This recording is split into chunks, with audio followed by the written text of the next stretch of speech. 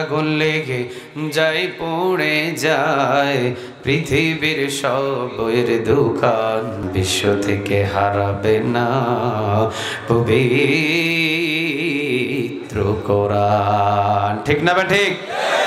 নাস্তিকগুলো আগুন দিয়ে কোরআন জ্বালিয়ে দিবে কিন্তু কোরআনটাকে বন্ধ করতে পারবে না। সুবহানাল্লাহ বলেন।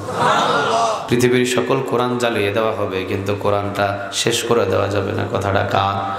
অন্য জায়গায় বলছেন ইউরিদুনা লিইউতফিউ নূরাল্লাহি বিআফওয়াহিহিম ওয়াল্লাহু মুতিম্মু নূরিহি ওয়ালাউ কারিহাল কাফিরুন।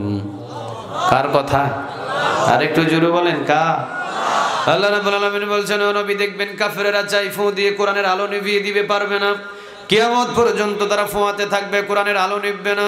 কিয়ামত পর্যন্ত তারা কোরআনওয়ালাদের গায়ে বামে চোরের মতো, ডাকাতের মতো, ছিনতাইকারীদের মতো, খুনিদের মতো অত্যাচার করবে, ধরবে, মারবে, কাটবে।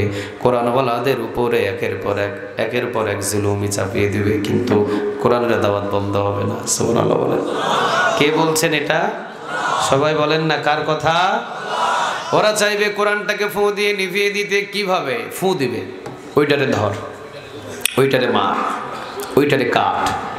প্রেম বাজারে কোরআনের মাহফিল বন্ধ করে দে, ওখানে কোরআনের মাহফিল 140 ধারা জারি কর, অমুক কর, তমুক কর, এই কর, সেই কর।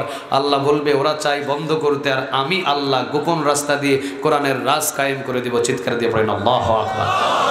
যদি আগুন লেগে ধ্বংস হয়ে যায়,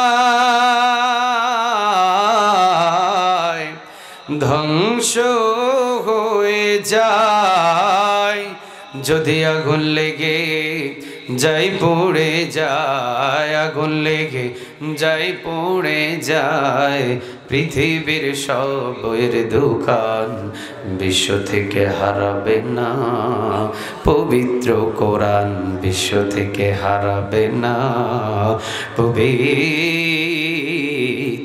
কোরআন। ঠিক না বা ঠিক?